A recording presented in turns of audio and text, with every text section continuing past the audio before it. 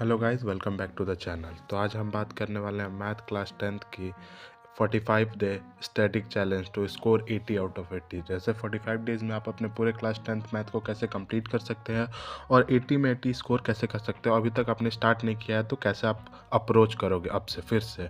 तो चलिए शुरू करते हैं। तो पहले डिवीज़न कैसे है आपके पेपर का वो देख लो, कितने सेक्शन में डिवीज़न हो रहा है। तो A B C D E मतलब 5 डिवीज़न में डिवाइड होंगे। टोटल 5 डिवीज़न में आपके पेपर को डिवाइड किया जाएगा, ठीक। जिसमें नंबर ऑफ क्वेश्चंस कितने होंगे, ए में 20 होंगे, बी में 5, 6, 4 और 3। ऑप्शन वाइज भी होंगे, इसमें 2 ऑप्शन दे जाएंगे, इसमें भी ऑप्शन होगा, इसमें भी ऑप्शन होगा, इसमें भी ऑप्शन होगा। हो सके इसमें भी ऑप्शन दिया जाए पर मेरे ख्याल से नहीं होगा। इसमें 20 क्वेश्चन होंगे। ये MCQs के होंगे, ये वेरी शॉर्ट है, ये शॉर्ट है, लॉन्ग है और ये केस बेस्ड क्वेश्चन होगा, ठीक। टोटल 38 क्वेश्चन, 30 या 40 क्वेश्चन, आप 45 क्वेश्चन मान सकते हो। अब ये मार्क्स अलॉट है, 1 नंबर का होगा, ये 2 नंबर का, ये 3 का, ये 5 और ये 4, ठीक। तो ऐसे आपके क्वेश्चन पेपर डिवाइड हो जाएंगे। 5 सेक्शन में क्वेश्चन पेपर डिवाइड होगा। टोटल 45 क्वेश्चन होंगे मेरे ख्याल से और टोटल 80 मार्क्स का होगा। अगर आपको 80 में 80 करना है तो कैसे करना है चलिए देखते हैं।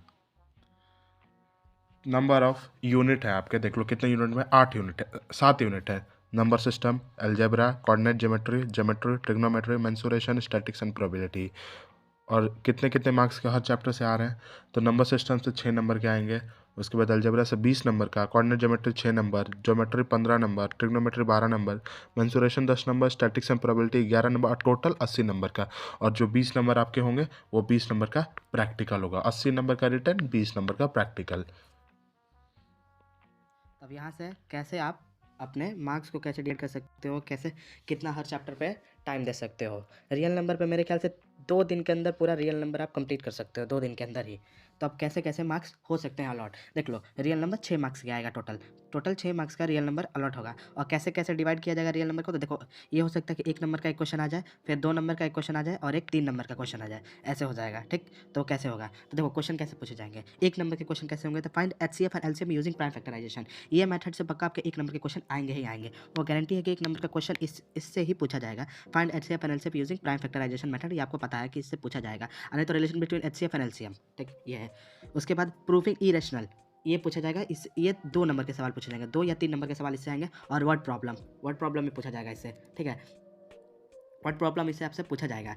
प्रूफ, जैसे प्रूफ वाला क्वेश्चन आता है ना आपसे कि ये proof that √2 is irrational number, तो ये आपके 2 नंबर के क्वेश्चन हो जाएंगे। और वर्ड प्रॉब्लम भी आ सकते हो। और 3 नंबर के क्वेश्चन में आ जाएंगे proof that 5 + 6 √8 is a irrational number. और इसमें वर्ड प्रॉब्लम भी आ सकता है 3 नंबर का। तो आप ये कैसे करोगे, क्वेश्चंस के लिए पूरा कंप्लीट एनसीईआरटी भाई।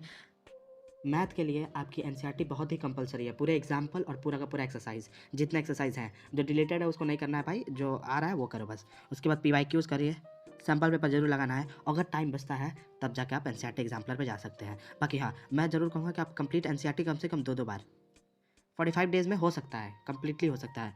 PYQ है, PYQ आपको लगाना है कम से कम 5 साल का, 5 साल का PYQ लगा लो, काफ़ी है।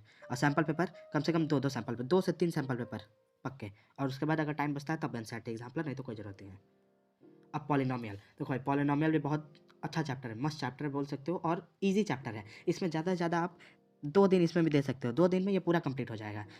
4 नंबर के 3 या 4 नंबर के सवाल आएंगे। और कैसे हो सकता है 1+2 कर सकता है, 1 1 नंबर का सवाल दे सकता है, एक 2 नंबर का सवाल दे सकता है, या पूरा एक 3 नंबर का सवाल दे सकता है। तो 1 नंबर के क्वेश्चन कैसे आ सकते हैं, 1 नंबर का क्वेश्चन आ सकता है find number of zero from graph. Graph दे देगा ऐसे वाला, ग्राफ वाले क्वेश्चन दे देंगे, ऐसे ऐसे पूछेगा कि नंबर ऑफ जीरो कैसे है, कितने हैं। Find quadratic polynomial whose sum और प्रोडक्ट्स आ जीरो और combination given. Quadratic alpha plus beta वाला क्वेश्चन दे देगा, या alpha square plus beta square दे देगा, ऐसे करके जो आपके निकालने पड़ेंगे। अल्फा इंटू बीटा वाला दे देगा, ठीक। उसके बाद फिर 2 नंबर के क्वेश्चन में आपको 2 नंबर के क्वेश्चन में आपको forming a quadratic polynomial forming करने के लिए आपको दे देगा। वो उसके 2 नंबर के क्वेश्चन होंगे। और फाइंडिंग के की वैल्यू जो फाइंड करने के लिए होती है, वैसे क्वेश्चन आपको 2 नंबर में पूछे जाएंगे। वो पक्का है कि 2 नंबर में ऐसे सवाल ही पूछे जाएंगे। जैसे कि हो जाएगा 2x² + 3x + k, तो इस k को फाइंड करने के लिए पूछ देगा k क्या है। तो ऐसे क्वेश्चन पूछे जाएंगे इसमें। इसके लिए भी क्वेश्चन क्या है, complete NCERT PYQ sample paper और एनसीईआरटी एग्जाम्पलर। एनसीईआरटी एग्जाम्पलर में लास्ट में लिख रहा हूँ ऑप्शनल है, पर कंप्लीट एनसीईआरटी तो आपको 2 बार करनी ही है। PYQ लगाना है, उसके बाद सैम्पल पेपर। भाई सैम्पल पेपर लगा के जाना है, प्लीज़ सैम्पल पेपर लगा के जाइएगा आप। ये इजी चैप्टर है, दोनों मैंने जो बताया अभी इजी है। यहाँ से थोड़ा सा टफ चैप्टर स्टार्ट होता है, थोड़ा मैं टफ कहूँगा, मैं ज़्यादा टफ नहीं कहूँगा इसको, थोड़ा टफ है ये इसकी ये 4 नंबर के क्वेश्चन है, इसमें 4 नंबर के मार्क्स क्या आएंगे, ये हो सकता है 1+3, मतलब एक नंबर का क्वेश्चन दे देगा और एक 3 नंबर का क्वेश्चन दे देगा, और जो 3 नंबर का क्वेश्चन होगा वो वर्ड प्रॉब्लम होगा, वो पक्का है। और 1 नंबर के सवाल के लिए क्या पूछ सकता है आपको, तो एल्जेब्रिक या ग्राफिकली पूछ सकता है, कंडीशन फॉर कंसिस्टेंसी, ये वाला क्वेश्चन, ये ऐसे वाले क्वेश्चन आपसे ज़रूर पूछ सकता है।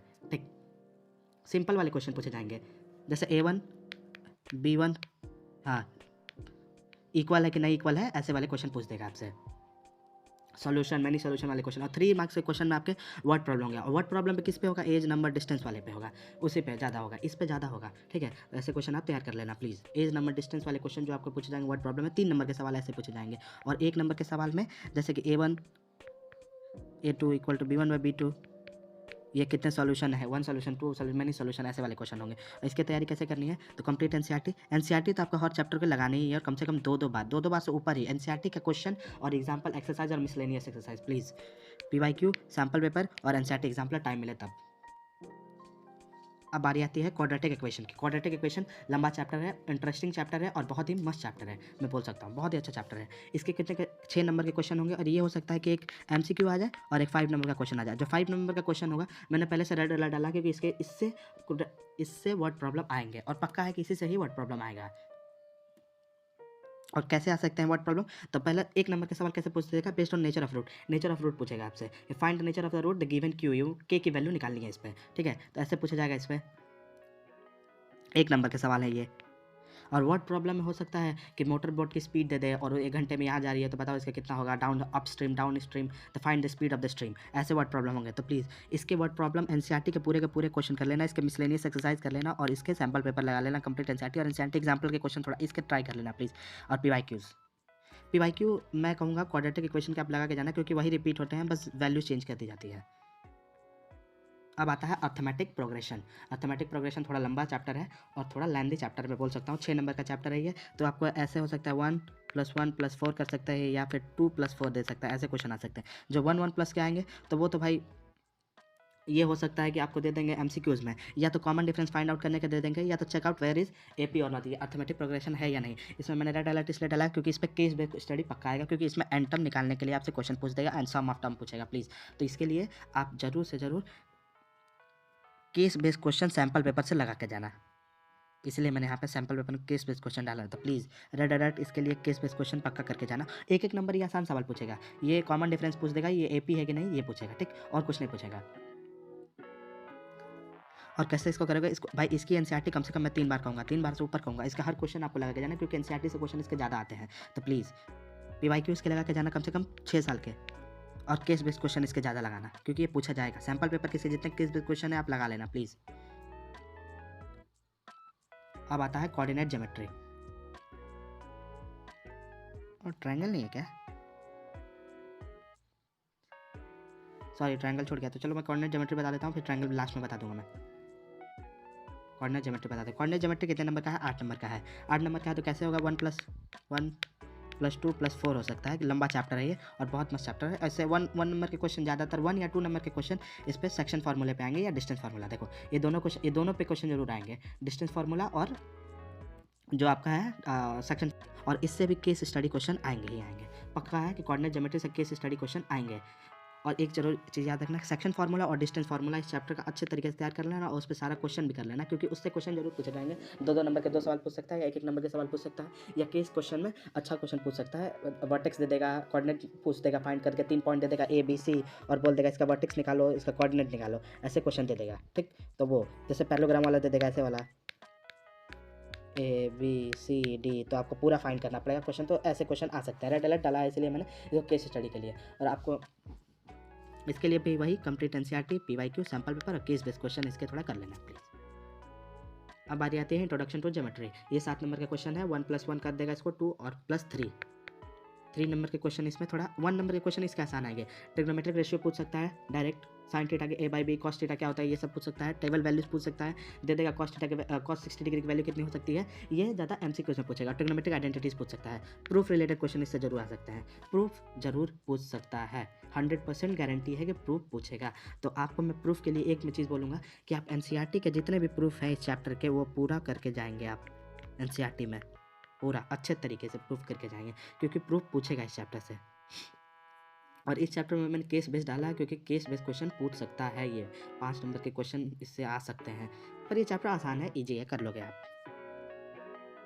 और मैं कहूँगा तैयार करना है अगर, तो ये चैप्टर तो वन शॉट देख लो किसी का, अगर आपने इस चैप्टर को छुआ नहीं है तब।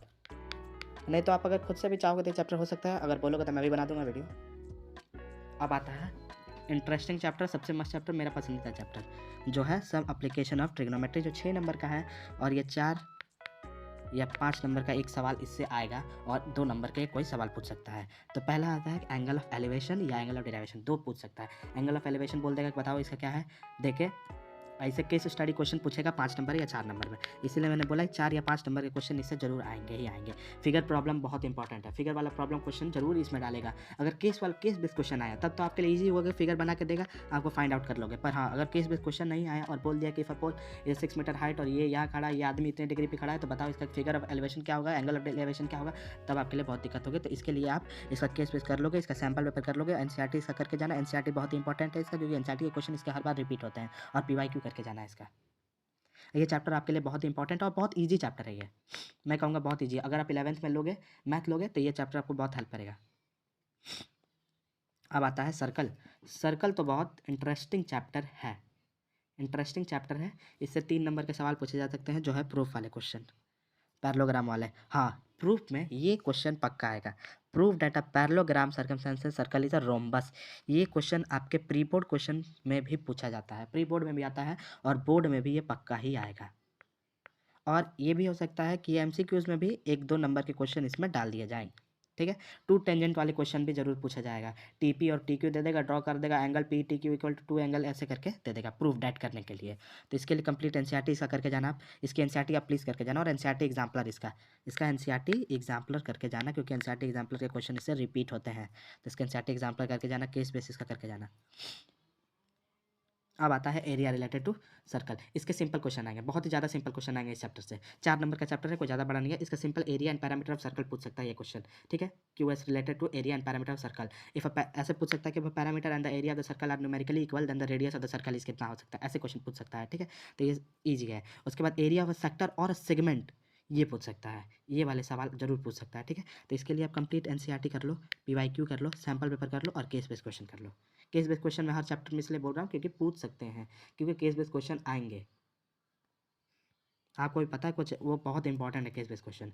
अब आता है इंटरेस्टिंग चैप्टर, जो है सरफेस एरिया वॉल्यूम, और बहुत ही इजी चैप्टर, 6 नंबर का है। मैं कहूँगा 1 नंबर का एक सवाल आएगा और एक 5 नंबर का सवाल आएगा, और 5 नंबर का जो सवाल आएगा वो होगा कॉम्बिनेशन, जो आपके एक्सरसाइज, मेरे ख्याल से दूसरे वाले एक्सरसाइज में, इस चैप्टर के दूसरे वाले एक्सरसाइज में जितने भी क्वेश्चन दिए हैं वो कॉम्बिनेशन वाले ही हैं, 2 एंगल को कंबाइन करके दिया गया है, तो वो प्लीज़ आप करके जाना। Any of the combination of the related को फिगर पूछ सकता है, और इसका मैंने एक इसलिए डाला है यहाँ पे एनसीईआरटी एग्जाम, इसका करके जाना प्लीज़, क्योंकि इसके क्वेश्चन रिपीट होते हैं। एनसीईआरटी एग्जाम्पलर करके जाना आप प्लीज़, एनसीईआरटी एग्जाम्पलर कर लेना, उसके बाद एनसीईआरटी कर लेना, पीवाईक्यू कर लेना, और सैम्पल पेपर और केस बेस्ड क्वेश्चन, ठीक है। ये बहुत इंपॉर्टेंट है इस चैप्टर के लिए, केस बेस्ड क्वेश्चन जरूर पूछना है इसका। अब आता है स्टैटिक्स, इजी है, बहुत आसान है, 6 नंबर का है ये। स्टैटिक्स आपके लिए सबसे इजी चैप्टर है, और मान के चलो ये आपके लिए गिफ्ट है। एम्पेरिकल फार्मूला इंपॉर्टेंट है इसके लिए, उसके बाद मिसिंग फ्रीक्वेंसी क्वेश्चन, इसके लिए बस आप एनसीईआरटी कर लो, एनसीईआरटी और पीवाईक्यू, मैं और कुछ नहीं कहूँगा। एनसीईआरटी, पीवाईक्यू और एनसीईआरटी का एग्जाम्पल, बस, और कुछ नहीं, और कुछ नहीं। इस चैप्टर के लिए एनसीईआरटी करिए और पीवाईक्यू सॉल्व करिए 5 साल के, ये चैप्टर आपका कंप्लीट है। 6 नंबर के 6 नंबर आपको ये चैप्टर दिला देगा।